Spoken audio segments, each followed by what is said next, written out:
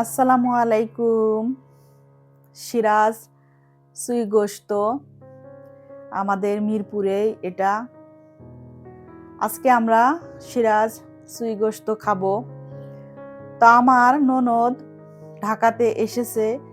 এবার ঢাকাতে এসেই আমার কাছে তার আবদার ছিল সিরাজ সুই গোশ খাওয়ার জন্য। তো ননদ যেহেতু আবদার করেছে, তো আমি ওদেরকে সাথে নিয়ে আমার ননদের মেয়ে, জামাই, ননদের মেয়ে, শাশুড়ি, অথৈরিথি সবাইকে সাথে করে নিয়েই আমি সিরাজ সুই গোশে চলে এসেছি। যেহেতু আমরা মানুষ বেশি ছিলাম, তাই 2 টেবিলে বসেছিলাম। তো তারপরে আমাদের খাবার দিয়ে দেয়া হলো।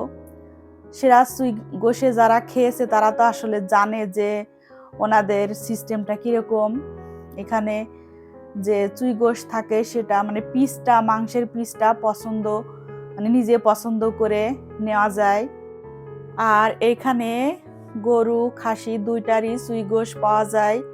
আমরা দুইটাই অর্ডার করেছিলাম, যে যেটা খেতে চাই।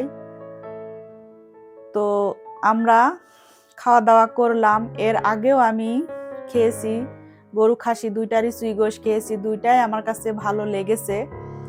তো খাওয়া দাওয়ার শেষে আমরা বসেছিলাম। লাস্টে যে খাওয়ার শেষে যে মশলাটা দেয়, এই মশলাটা আমার কাছে খুবই একটা মুখরোচক খাবার মনে হয়, যে খাওয়ার পরে এরকম একটু মশলা পাইলে ওইটা খেতে খুব ভালো লাগে। তো খেতে খেতে আমাদের বিল চলে আসলো, প্রায় 1750 টাকা মতো বিল এসেছিল। তো বিলটা আমি পে করে চলে আসলাম।